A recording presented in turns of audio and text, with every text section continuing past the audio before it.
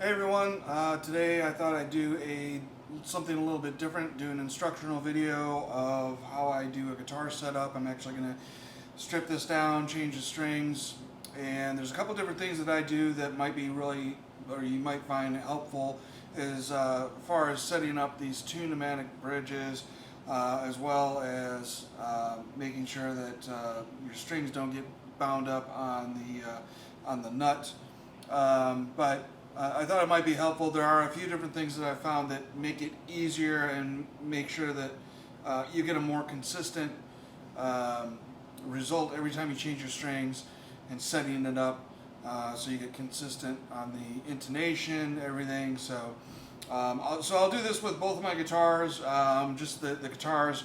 I'll do another video with the with the whole signal chain that I have, but these are Gibson 2018 SG standards.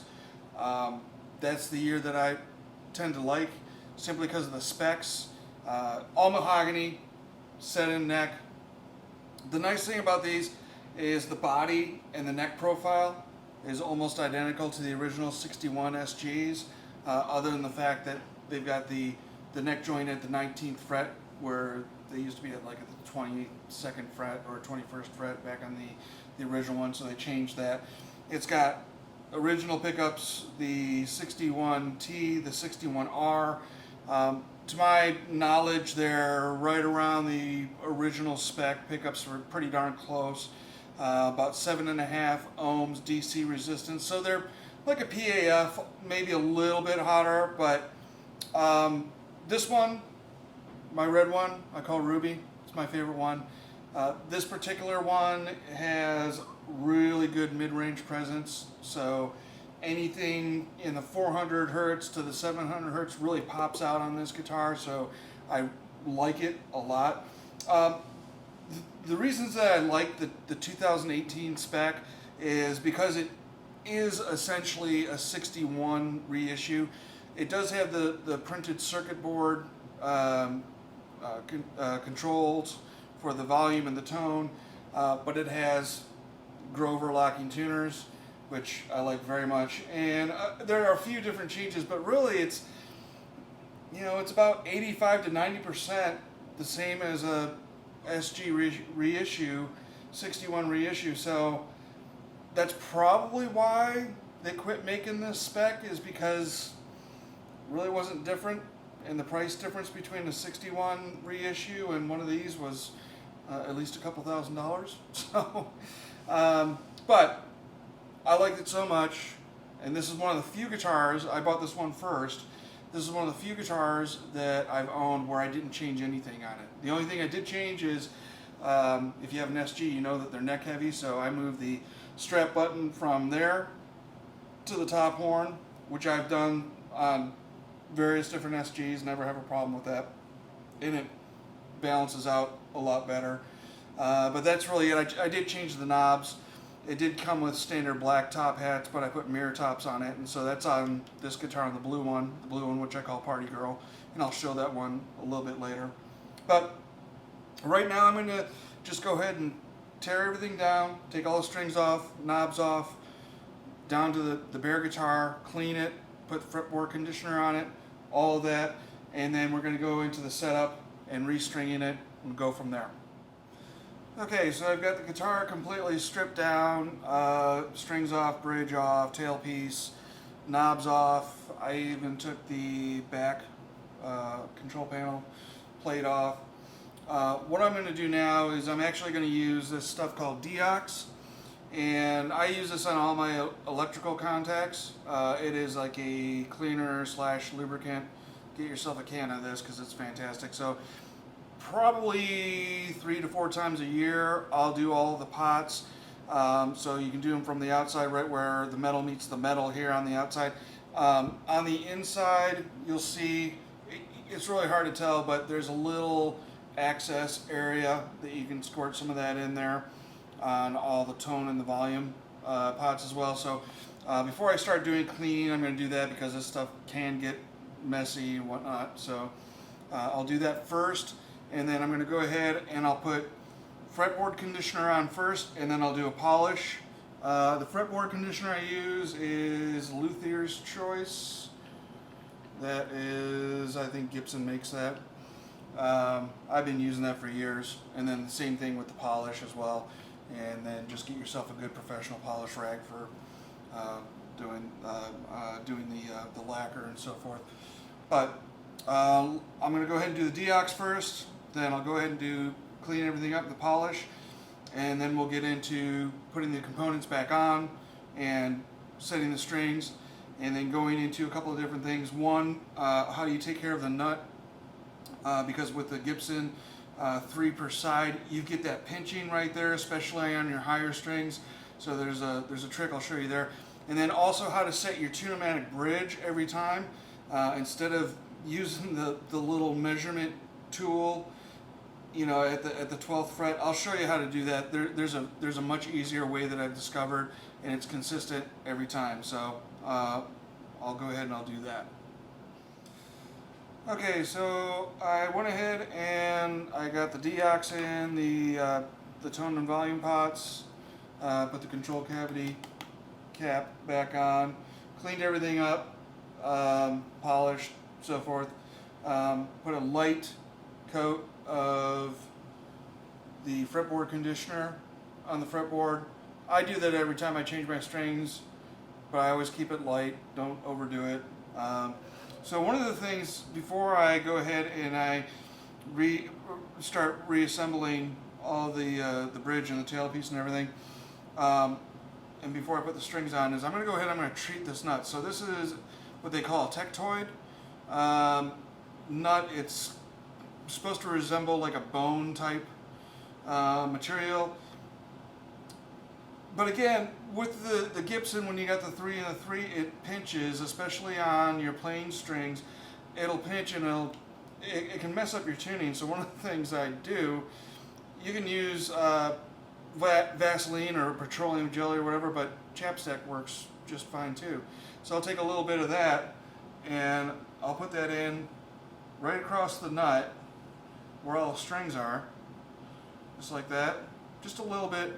And then I'll cut one of the old strings off. Can't even see that. It's just a plain string.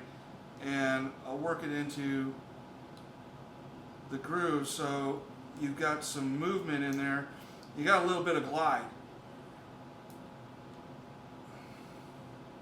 So that's one of the tuning issues that you'll have is really, you can even put it on the string itself. Is when the strings can't move freely through the nut, then it'll get bound up. Yeah, that's a lot better. And so just doing that, just so that that's lubricated, that'll help out a lot. It'll help keep it in tune. And I've got, I get people ask me all the time, it's like, hey, you play an SG, you have to have tuning problems. I don't. There's so many times I've gone to a gig, I've taken it straight out of the case, put it on the tuner, and it was in perfect tune. So I don't have tuning issues whatsoever. I don't know, some people, I know that with SGs, a lot of people complain about that. I never have those problems. Never have. So that works for me really well. So I've been doing that for quite a while. So one of the things I'm going to talk about here is when you set the string height, a lot of times you have to measure at your 12th fret. So you'll measure at your 12th fret. So on the bass side, it would be 5/64 off of the 12th fret wire, or on the treble side, it would be 4/64. That's about what I like to do too. Is I keep it at that same height. Some people like it lower. They don't mind the fret buzz or whatever. I prefer it to be a little bit higher, honestly. I get a clearer tone, and I don't mind the extra work to move the strings. But what I found is if you use these metal studs, and you go to the hardware store and you get yourself, these are nothing more than feeler gauges. Okay, so you can buy a pack of feeler gauges. Before you restring your guitar, go ahead and measure that, make sure it's exactly the way you want, and then do feeler gauges. So when you put the screw on for your Tune-O-Matic bridge, if I can do it properly, all I got to do is put that feeler gauge right underneath where that screw goes, which the Tune-O-Matic bridge just sits on top of. And as soon as I get contact, a little bit of snugness, then I know exactly, that's a little too tight. Then I know exactly that's where I want my bridge height. So I've got one for the bass side, which is larger, and then I've got one, and these are just a bunch of feeler gauges put together, and I just duct tape them. So I just take them with me when I go out to a gig or whatever. If I have to change the strings anywhere and I have to take everything off and take everything apart, I can put it back together. So, and this doesn't take up any space. So this is easy, real easy. But this right here will save you a lot of time and a lot of headaches if you just use these feeler gauges, and it'll give you a consistent feel every time you change your strings. And with both, if you have multiple guitars, you like the height, the string height on all of them, you can do that. So I'll do the same on the treble side. So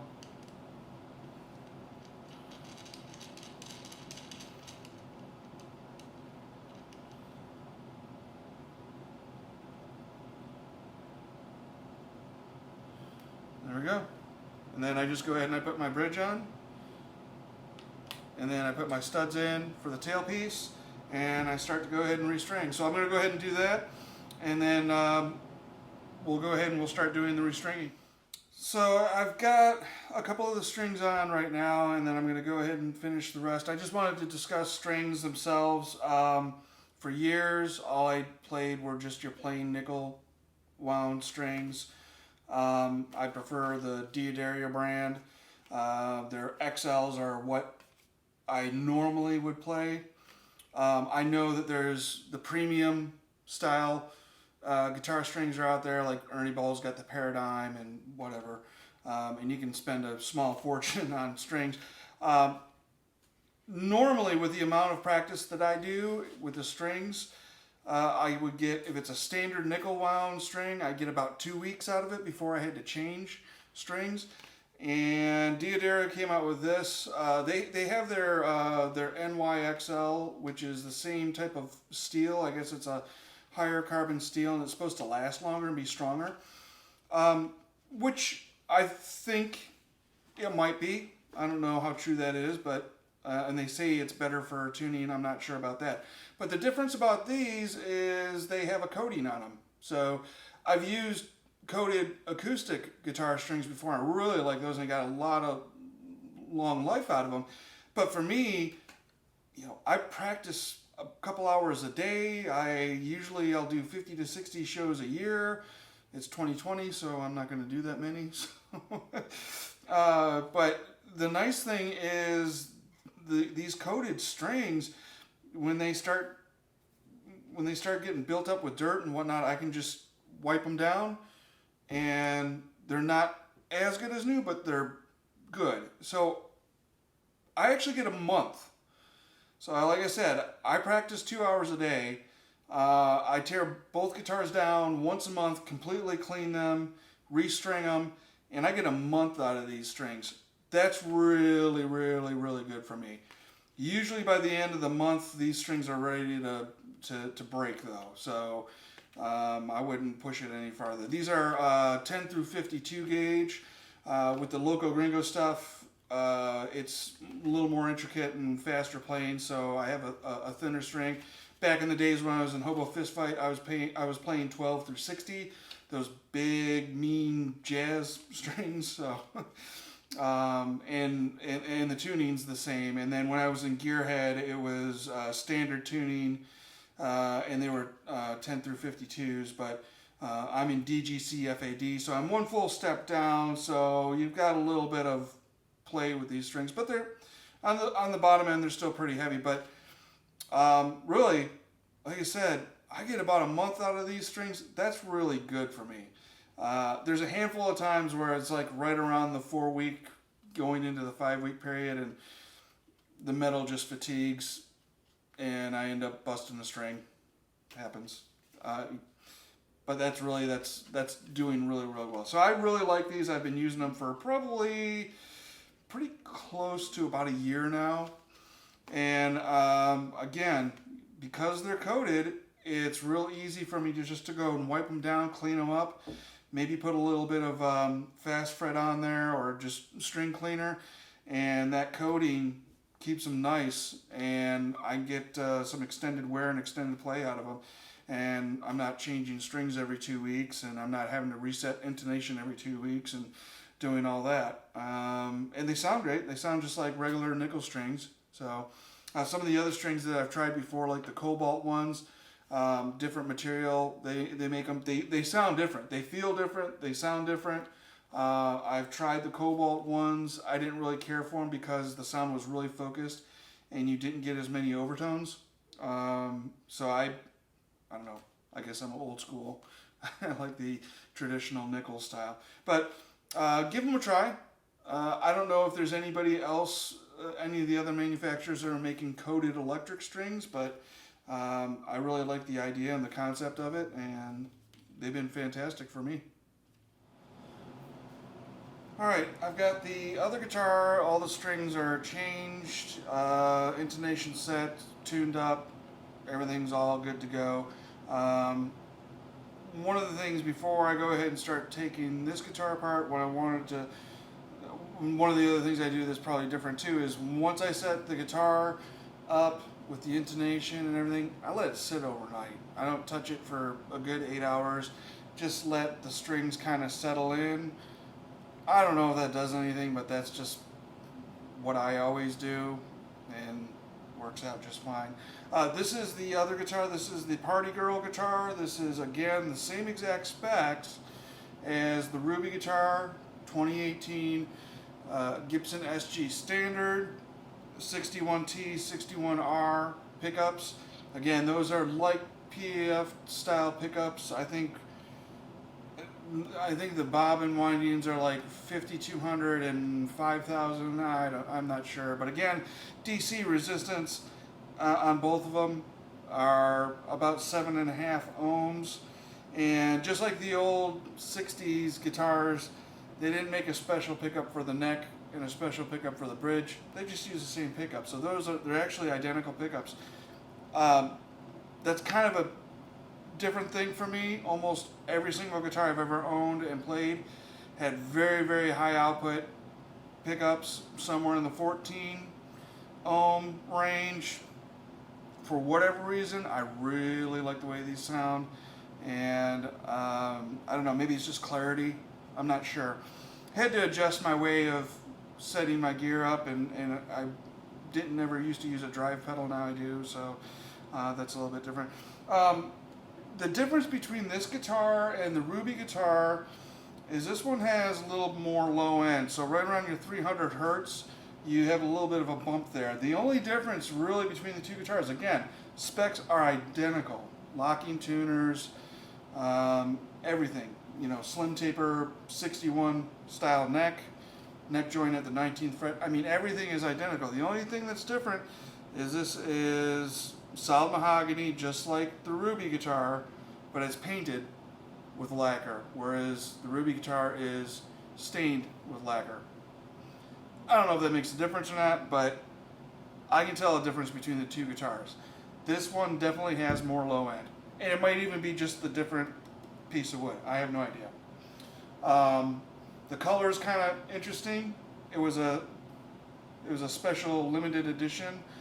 This color actually Gibson started doing in 1965. Ted McCarty, the guy who actually designed the SG, started, you know, the SG was meant to compete with all the Fender guitars, and then in 1965 Fender started making all those seafoam green and Torino red and all those different wild colors, so Gibson decided to compete with them, and they came up with this called Pelham Blue. So it's really kind of eye-catching. I think it's a beautiful color, really. But the original ones, over time would kind of tarnish and turn green. Don't know if that's going to happen with this one. That would be kind of cool if it did. But anyway, I'm going to go ahead and take this one apart, and then I'll talk a little bit more about what I'm doing as far as neck adjustment, tuning, intonation, all that. Again, that using the feeler gauges for setting your bridge height for your Tune-O-Matic bridge, it makes doing your tuning and your intonation so easy. It's consistent every time. So if you use these every time to set the height of your bridge and your intonation's off, it's real simple. You know you need to do a neck adjustment. So, or you have to adjust a saddle, but you generally don't have to adjust a saddle. You know, once you have it set once, it's probably going to be good. So it just means you have to do a slight adjustment on your neck, which on these guitars I do 2 to 3 times a year. Springtime, fall time, maybe in the winter. All kind of depends on the weather. So, you know, because it is wood, it's going to change when the weather changes. So I'll go ahead and tear this apart, clean it up, deox the control cavity, and then we'll get into a little bit of the tuning and going from there.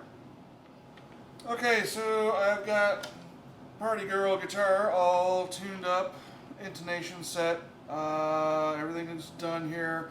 So just a couple other notes on this guitar. I set the tension, string tension, those metal studs on the tailpiece are all the way down, so I want the highest string tension I can get. I actually do set the neck pretty straight. When I was in Hobo Fistfight, I used to actually like to have a big dip in the middle of the neck, and that's how I played that guitar. But because I do a lot of, you know, faster playing and legato stuff and everything, I've got this thing pretty straight. So as far as tuning and intonation, again, my tuning is DGCFAD, so I'm one step down. That's the tuning that I prefer. In terms of intonation, I hook it up to a strobe tuner, and I make sure that I'm within about 1/10 of 1 cent. I guess the standard is as long as you're not 2/10 of 1 cent, that's good. But really, if the intonation's off, I know I need to adjust the neck, because that's pretty much it. But I generally don't have a problem with either guitar. They're fantastic. They stay in tune, and once I get the strings all stretched out and everything, they're fine. So any questions, go ahead and email me or leave a comment. Please make sure that you like and subscribe. I hope this was helpful for you. Again, using the feeler gauges to set the height for your bridge, and using petroleum like chapstick or Vaseline and whatnot at the nut should help you guys out quite a bit. But again, you know, please like and subscribe, share. If you have any questions, please feel free to reach out to me. I really appreciate you watching. Have a great day.